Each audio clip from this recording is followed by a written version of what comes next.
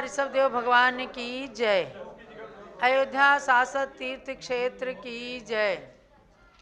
हे आदिनाथ हे आदिश्वर, हे ऋषभ जिनेश्वर नाभिललन। पुरुदेव युगादि पुरुष ब्रह्मा, विधि और विधाता मुक्तिकरण। मैं अगणित बार नमो तुमको, वंदू ध्याऊं गुण गान करूं। स्वात्मैक परम आनंदमयी, सुज्ञान सुधा का पान करूं। इस युग के कर्म युग के प्रथम तीर्थंकर भगवान ऋषभ देव, आदिनाथ पुरुदेव, आदि ब्रह्मा, नाभि नंदन, मरुदेवी नंदन भगवान ऋषभ देव के श्री चरणों में नमन करते हुए अयोध्या शाश्वत तीर्थ भूमि को बारंबार नमन। और यहाँ पर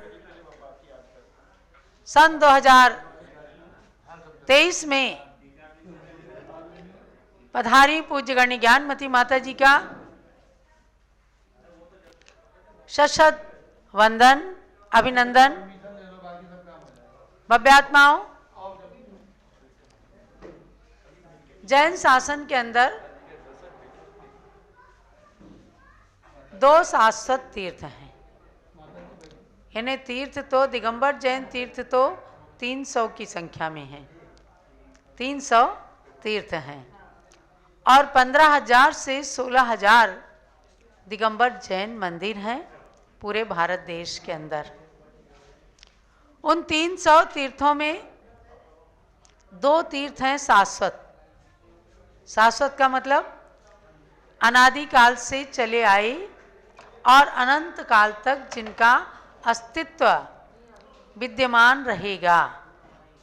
ऐसे 2 अनादि तीर्थ शाश्वत तीर्थ में प्रथम है अयोध्या और दूसरा है सम्मेद शिखर।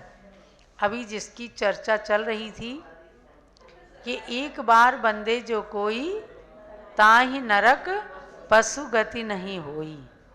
ऐसे ही अयोध्या को जानना है कि जो एक बार अयोध्या की वंदना कर लेता है वह अपने संपूर्ण मानव जीवन को सार्थक कर लेता है, क्योंकि जन्म भूमि की यात्रा जन्म को सार्थक करती है और निर्वाण भूमि की वंदना अपने मरण को सुमरण, समाधि मरण के रूप में बना करके दुर्गतियों से छुड़ा देती है। तो ये यात्रा जो है बहुत ही पुण्यमयी होती हैं और ये जैन समाज का सौभाग्य है कि आज तीर्थों की वंदना की भावनाएं लोगों की बढ़ी हैं, साधन सुविधाएं बढ़ी हैं और तीर्थों पर भी जा कर के आपको अनेक अच्छे साधन मिलते हैं जिससे पूरी यात्रा का आनंद मिलता है। पहले लोग यात्रा जाते थे, वहाँ तीर्थ पर जा कर के सामान निकलवाना, अंगीठी निकलवाना, खाना बनाना और ये सब करने में उनका आधा दिन निकल जाया करता था। छोटी छोटी कोठरियों में ठहरना पड़ता था और उसके बाद सब कुछ करने के बाद, सबको भोजन कराने के बाद फिर वंदना करते थे और फिर घर को चले जाते थे। लेकिन आज आपकी आस्थाओं को देखते हुए तीर्थ क्षेत्रों पर सुविधाएं बढ़ी हैं और भोजन बनाने की जगह आपको शुद्ध रेडीमेड भोजन मिल जाता है, तो आपका ज़्यादा से ज़्यादा समय तीर्थ यात्रा में पुण्य एकत्रित करने में मिल जाता है। आप सभी इंदौर वासियों शाश्वत तीर्थ अयोध्या में आए हो। इसकी शाश्वत सत्ता का दिग्दर्शन हमारे ऋषि मुनियों ने, आचार्यों ने ग्रंथों में तो कराया ही है। और ये कहा अयोध्या का मतलब है युद्धे अरिभि जेतुम न शक्या अयोध्या, अर्थात जो नगरी, जो धरती, जो तीर्थ, जो भूमि कभी भी किसी भी शत्रु के द्वारा युद्ध में जीती नहीं जा सकी, ऐसी भूमि का नाम है अयोध्या। युद्ध में कोई जिसे पराजित नहीं कर पाया, ऐसी भूमि का नाम है अयोध्या। यहाँ अनंत अनंत तीर्थंकरों के जन्म हुए हैं, पहले से भी जन्म हुए हैं। यानी ये नियम है कि जम्बूद्वीप के भरत क्षेत्र के आर्यखंड में जब जब भी चौथा काल आएगा 24 तीर्थंकर भगवान जन्म लेंगे तो अयोध्या में ही जन्म लेंगे। ये सब चीज़ें आपको जानना है और इन चीज़ों को अपनी आगे आने वाली पीढ़ी को भी बताना है। तो और आगे भी जितने तीर्थंकर चौथे काल में हमेशा जन्मेंगे, हमेशा 24 ही जन्म लेती हैं, सब के सब अयोध्या में जन्मेंगे। लेकिन असंख्यात उत्सर्पिणी और अवसर्पिणी काल बीत जाने के बाद एक बार हुंडाव सर्पिणी काल आता है और उस हुंडाव सर्पिणी काल के अंदर कुछ दोष उत्पन्न होते हैं। तो सबसे पहला दोष इस हुंडाव सर्पिणी काल में क्या हुआ कि भगवान आदिनाथ को चौथे काल में जन्म लेना चाहिए था, तो तीसरे काल में जन्म ले लिए। समझे ना? तीसरे काल के अंत में भगवान का जन्म हुआ, जब 84 लाख पूर्व वर्ष तृतीय काल में बाकी रह गए तो ऋषभदेव भगवान का जन्म हो गया। दूसरा दोष ये रहा कि भोग भूमि तीसरे काल तक रहनी चाहिए थी, तो तीसरे काल के अंत में भोग भूमि समापन होने लग गई, कर्म भूमि आ गई।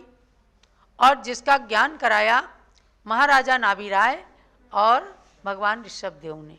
जब सूरज चांद छिपने लग गए, अंधेरा उजेला कभी कभी होता, तो लोग प्रजा बड़ी दुखी हुई और उन्होंने जाके नाभिराय से कहा।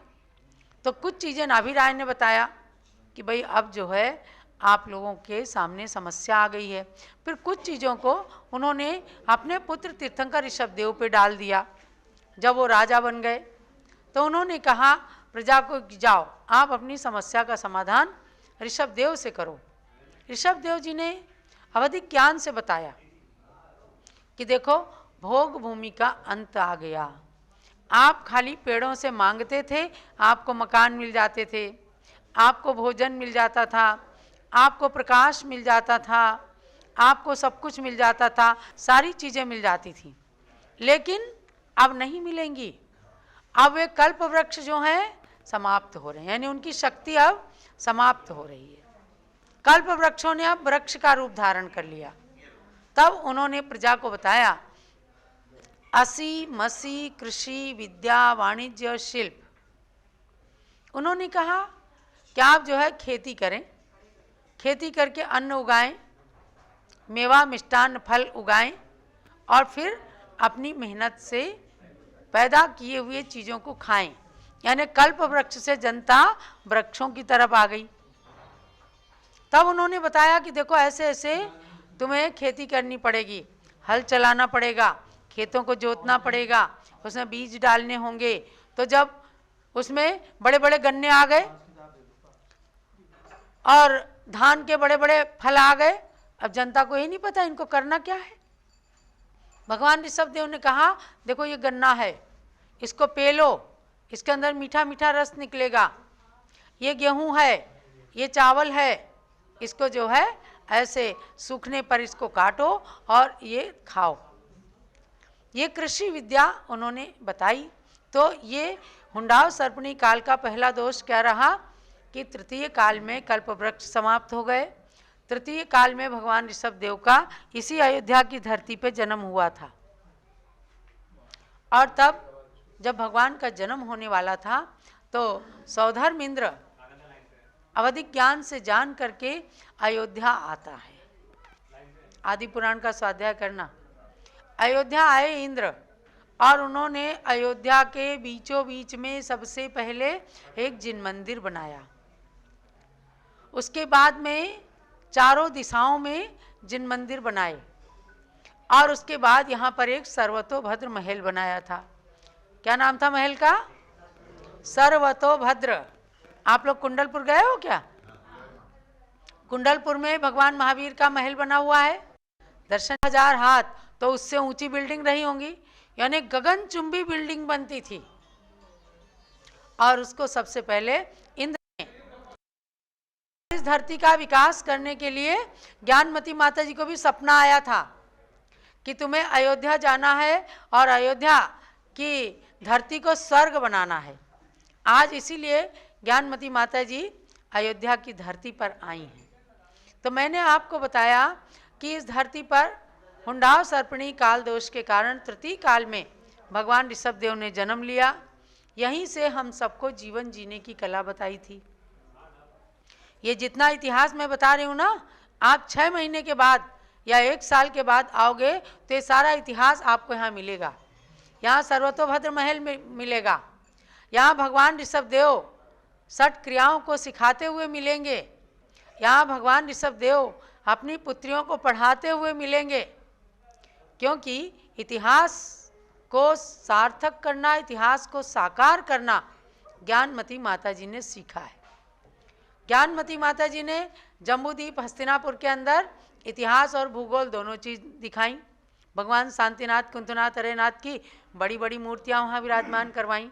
बहुत बड़ा मंदिर बना है, एक बार जरूर जाना।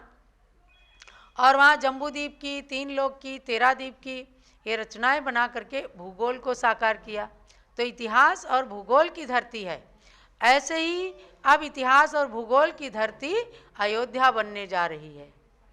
इतिहास यूँ साकार होगा कि सर्वतोभद्र महल में भगवान ने कैसे जन्म लिया था, उनकी माँ ने कैसे सपने देखे थे, भगवान ने कैसे प्रजा को सिखाया था। और भूगोल बनेगा 3 लोक के माध्यम से, जब लोग नरक और स्वर्ग को जानेंगे कि हम अच्छे कर्म करेंगे तो स्वर्ग में जाएंगे, बुरे कर्म करेंगे तो नरक में जाएंगे, और मनुष्य बन करके बहुत अच्छे कर्म करेंगे तो मोक्ष भी जाएंगे। इन सब चीज़ों को यहाँ पर साकार किया जाएगा। तो इतिहास और भूगोल अब पुनः साकार होने जा रहा है।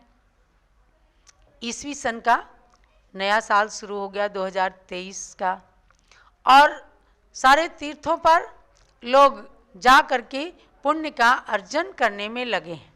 इस बार हमें स्वामी जी ने बताया कि चाहे वो हस्तिनापुर रहा, चाहे प्रयाग रहा और चाहे अयोध्या है, यहाँ भी इस बार बहुत लोग आए।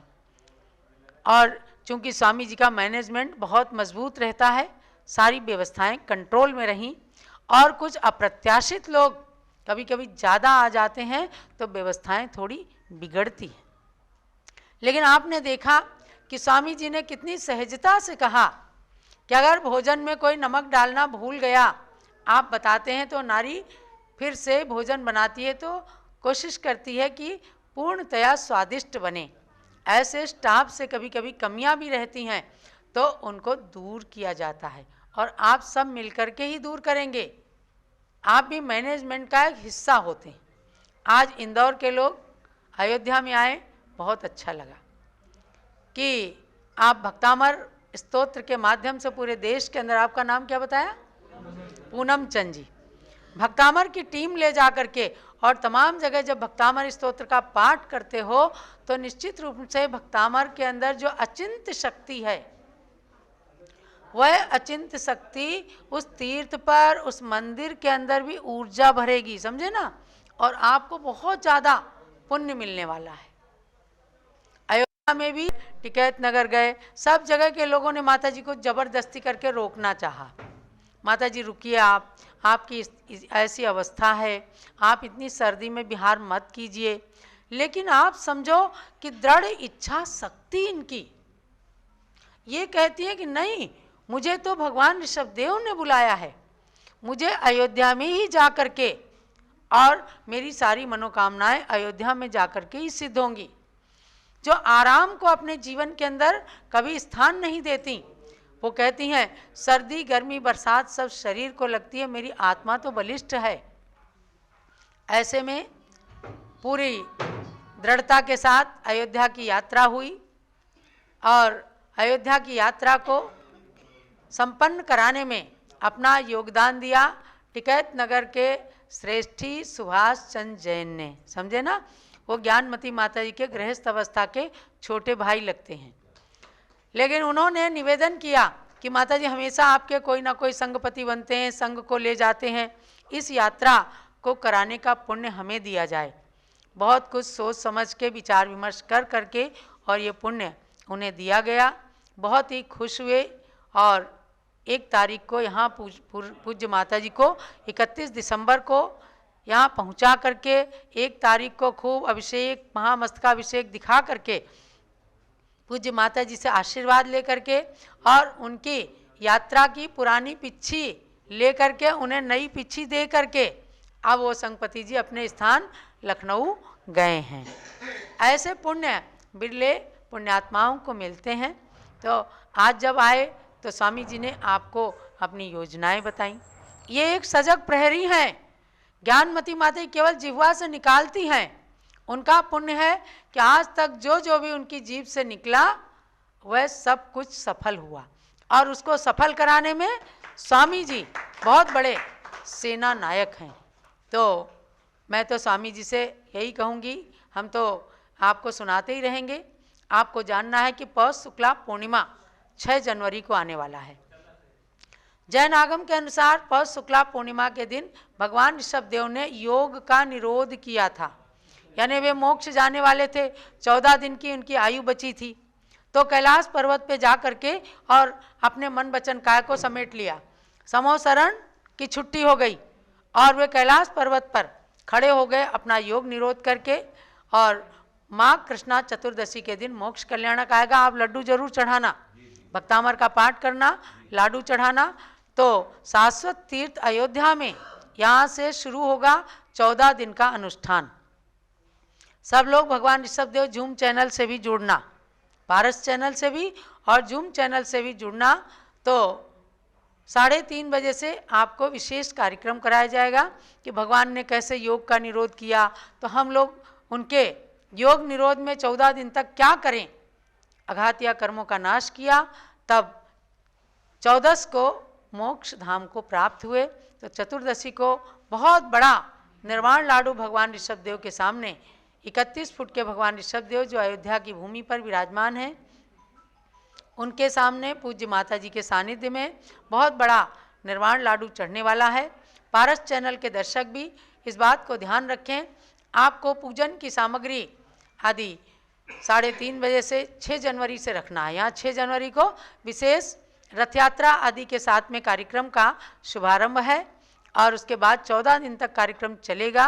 तो आप सब लोग जुड़ें। अभी हम आपको जूम चैनल के पेपर भी दे देंगे, तो जूम से सब लोग जुड़ना।